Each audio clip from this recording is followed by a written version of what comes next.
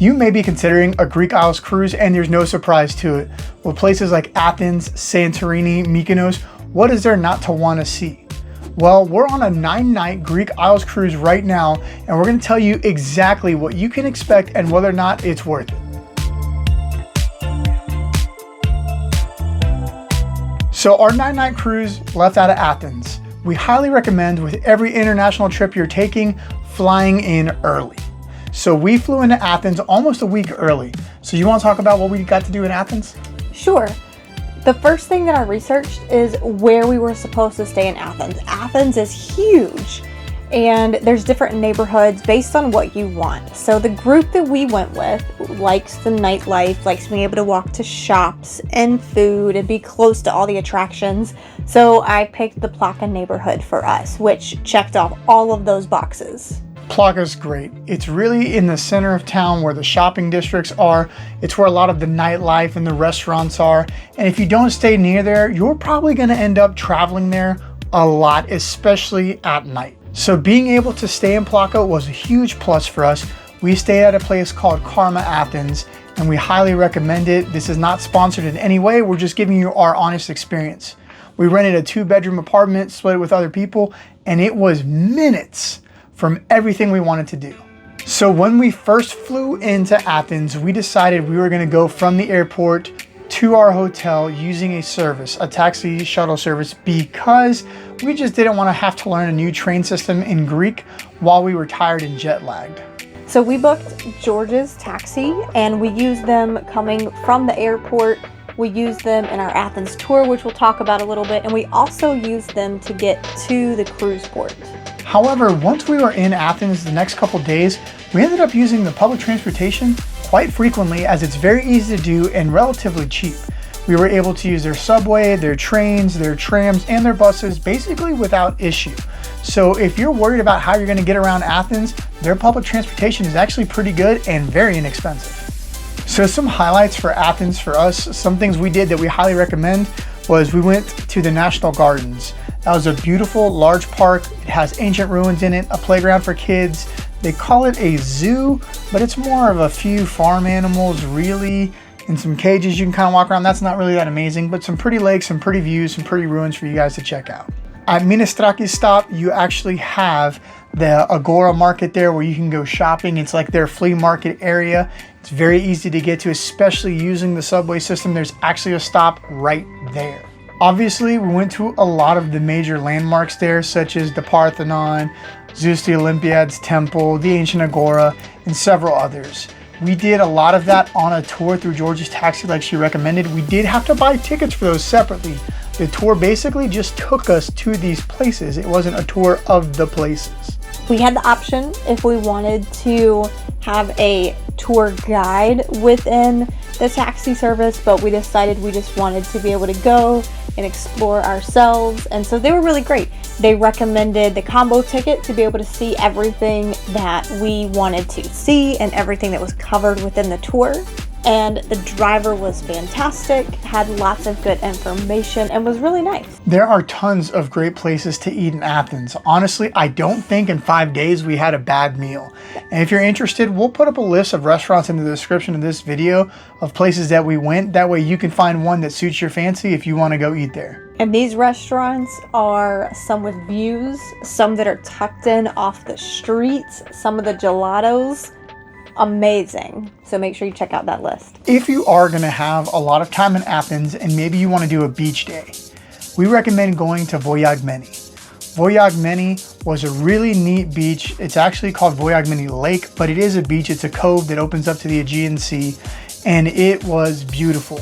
There is a small entrance fee, but we're going to put up a video on how to get there. It's extremely simple by bus or by train. We're going to put up a video on exactly what you need to do so that you know step by step how to get there. It was a beautiful view, a beautiful beach, very clean. It had free Wi-Fi, chairs. I mean, everything was included except for the food that you bought. But the good news is there was food there to buy. And it was good food too. It wasn't like normal snack shack things that you would find on the beach. There were burgers and hot sandwiches and waters at really good prices. So we highly recommend it. And if you're curious about it, go see our Vourvachi video. If you happen to be traveling with children, another really neat spot is Ellinkos Park. The Ellinkos Experience Park is actually an old airport that they have converted into a public park that is free. There is a water maze where jets are shooting up everywhere and constantly the walls are changing and stuff for the kids to play in. There's a huge playground area. There's a Zen garden. A lot of kids we saw brought their bikes and their scooters because they could literally race down the runway as fast as they could without being hollered at by their parents. So that was really fun to watch. And everything was clean. It was super clean. And you felt safe the entire time too. Now to get there, once you go to Ellinkos Station or you take a bus to Ellinkos Station, it is a long walk, about 20 minutes downhill, which means at the end of the day, you're going to be walking 20 minutes uphill. So I would recommend catching a taxi from the bus station or a taxi back. We chose just to walk it, but we also chose to regret it later. So definitely take a taxi there, but we'll put up some videos of this park and look it up. The Ellinkos Park Experience, amazing. We could sit here and talk about the Parthenon or the temples that we saw in Athens, but you guys already know they're amazing, they're majestic, and it's surreal being there. So instead of beating up those dead horses, we've played some video footage for you here so you can see that. Let's move on and talk about the other Greek islands. So the cruise doesn't actually sail out of Athens proper, it sails out of Piraeus, which is the port city of Athens. So since we flew into Athens, to get from Athens to Piraeus, we also once again used George's taxi. However, you could just use any taxi service you want. There's also buses that go out that way. It's just gonna depend on how comfortable you're gonna be with your time schedule and what you're willing to spend. If you choose to use Air to Sea Royal Caribbean's program for flights, we did use that, but you have to fly on the day of. They do have a shuttle service from the airport to the ship. And most cruise line services will also have that. We saw Oceania had some there. So that's not unique to Royal, but just know that that is an option, but you are on a much tighter schedule that way. We prefer to fly in early, so we didn't use that option.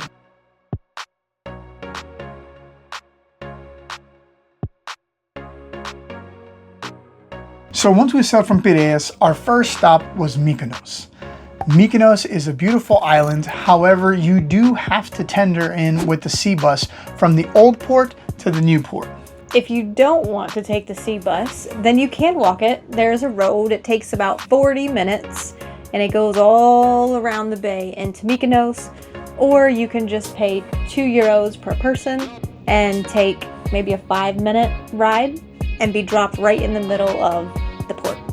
So like most things, there's give and take, right? Yeah, it costs €2 per person, which is essentially nothing, but it's a 5-minute ride versus a 40-minute walk, right? So it's 40 minutes there and 40 minutes back. You're eating up a lot of your time in port. And since we're not staying here overnight, we recommend taking one of those sea buses over. There was 2 different companies kind of competing there. €2 seemed extremely reasonable to us. We hopped on, quick transfer there, quick transfer back, no big deal. When you do end up at the other end of your sea bus journey, you're going to be at the bottom of the city, right there along the water where the fishermen's boats are. There are a lot of narrow, winding streets throughout there.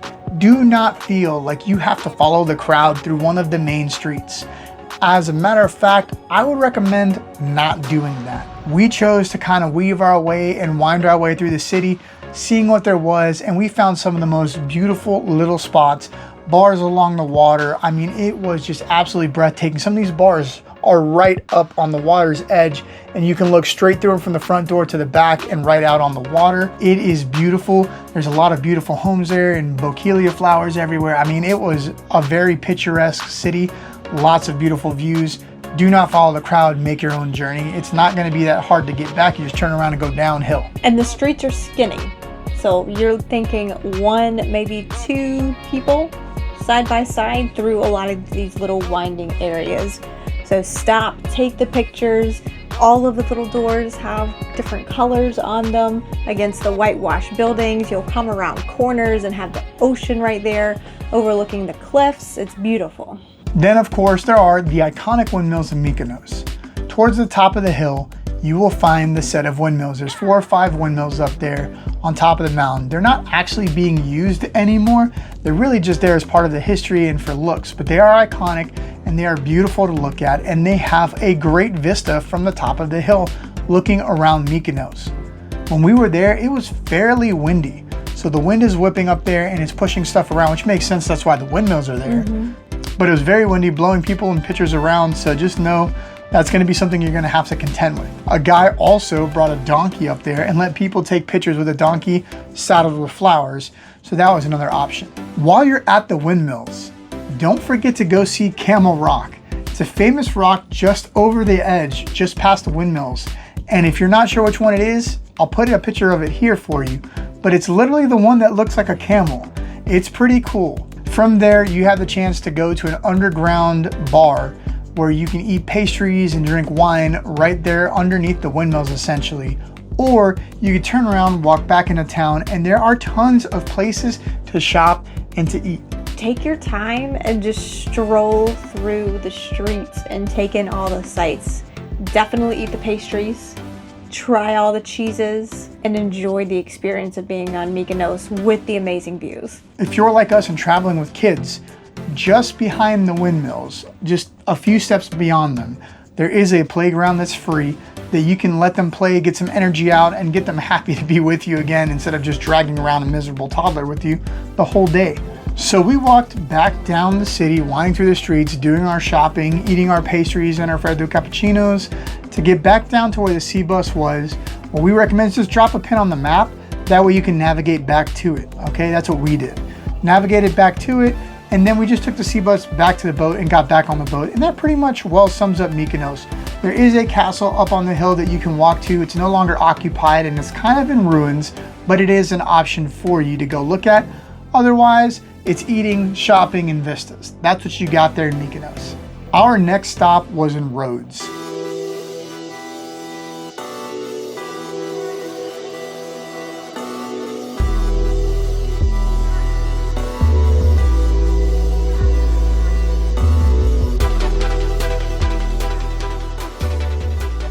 Rhodes was probably the biggest surprise of the Greek islands for me.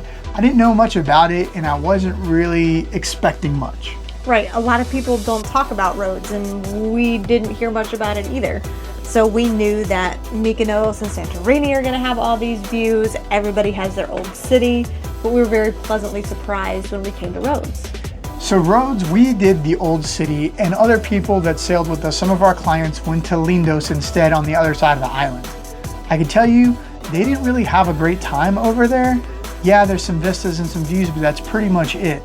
On the other hand, the old city is less than a 10-minute walk from the ship to get to the first entrance. Second entrance is maybe 10 minutes, and we loved it. The old city was just absolutely beautiful. You were literally walking through a piece of history, a piece of time, and it was incredible. You can just imagine people, knights running around, blacksmiths forging shoes for horses. I mean, just everything going around you. It is extremely beautiful and very well preserved. And we had a great time inside the old city. We spent probably 3 hours at least, maybe Easy. 4. And we didn't even explore all of the city.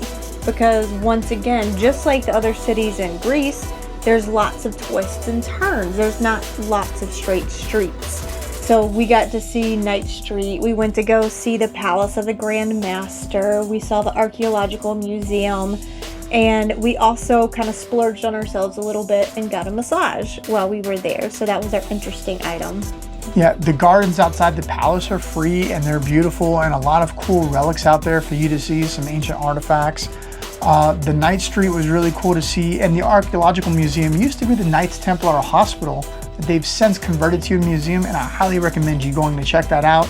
It was fairly inexpensive to get into, and we really enjoyed it. A lot of cool artifacts, statues, and just history, very rich and dense in there. And if you want to buy tickets, a lot of the times there's options, and the people in front of us that we're checking out chose the option where you can do the Archaeological Museum and the Palace all on one ticket and save some money, but relatively cheap either way. We also got to see the outside of the St. John's Basilica because they were renovating it. The clock tower, we didn't go into it because it's now owned by like a bar and you have to pay to get there, but you were able to see it from almost everywhere in the city. Tons and tons of shopping. If shopping is your thing, there's a huge market there for tons of shopping, trinkets, nice stuff, night stuff, whole bunch of things, as well as tons and tons of restaurants. We also went to a restaurant here that was recommended to us by the massage therapist that the locals eat at. I will also put that in the comments down below for you so you know where to go. We had a fantastic meal and it was so cheap. Highly recommend that place for you. But Rhodes to me was a 10 out of 10. It was a surprise and I loved it. Right, that was the winner. We'd go back there. We did stop at Ephesus, or Kushadasi was what the actual port's called in Turkey. However, we're gonna make our own video for Turkey and for Ephesus for you. There's a lot to cover there. So if you're interested in looking for that, just look for our port guide for Ephesus. And now to the ever famous Santorini.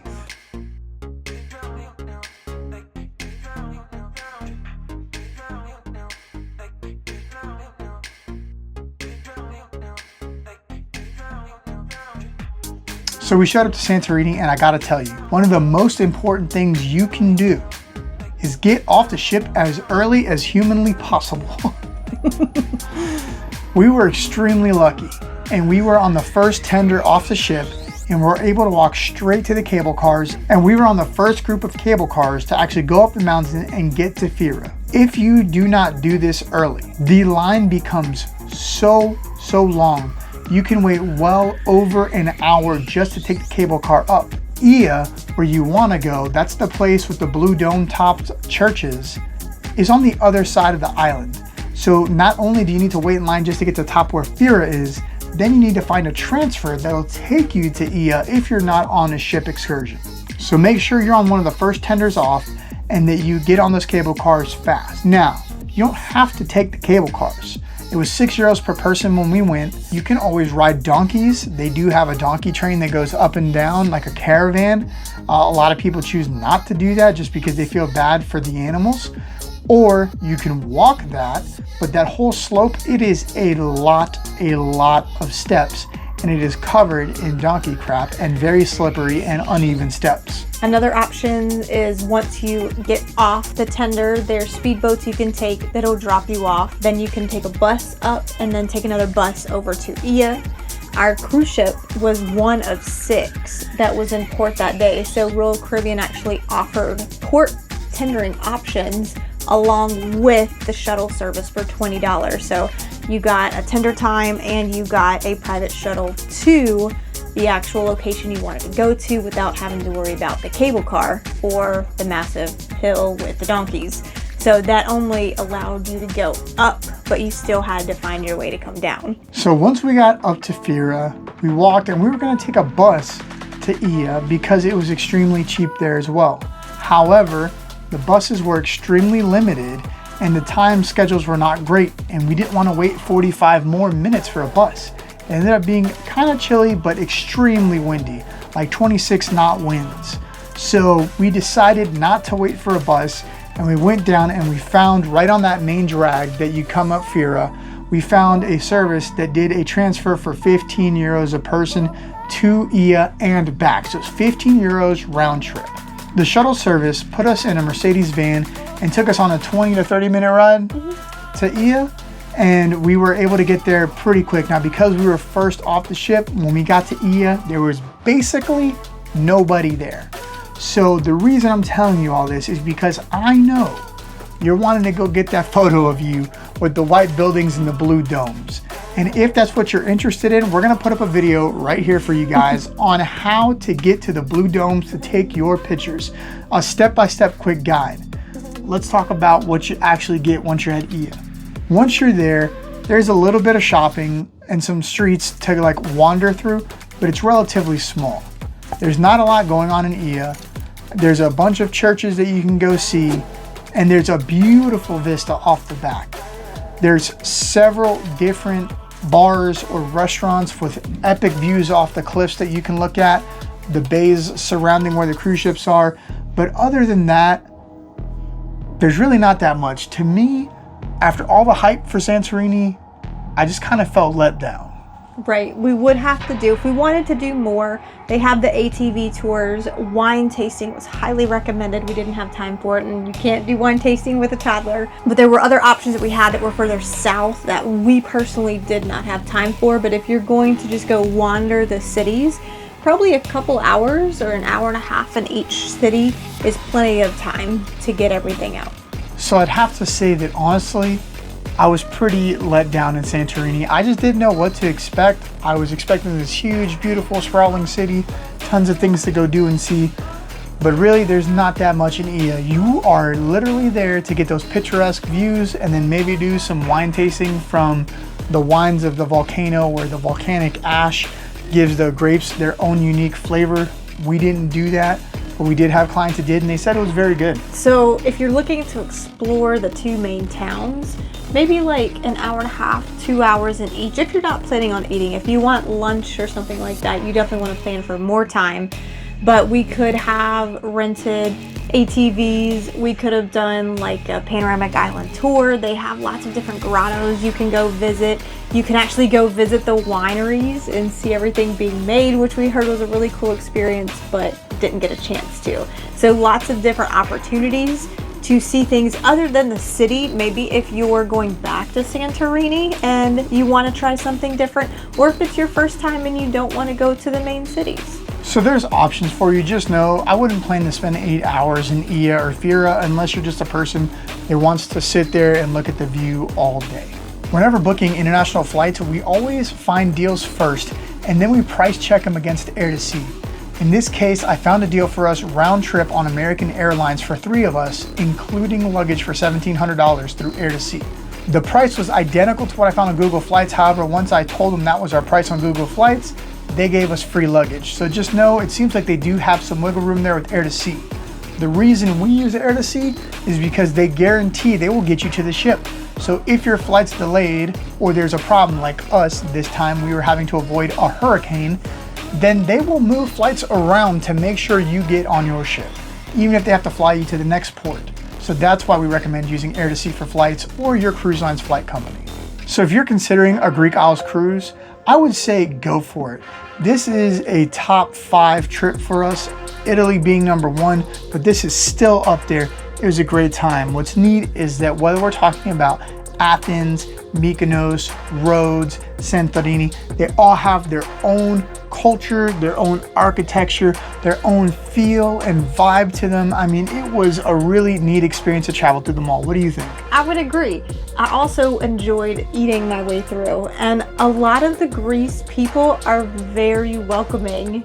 So my version of what to expect in Greece was Mamma Mia. That's what I was expecting.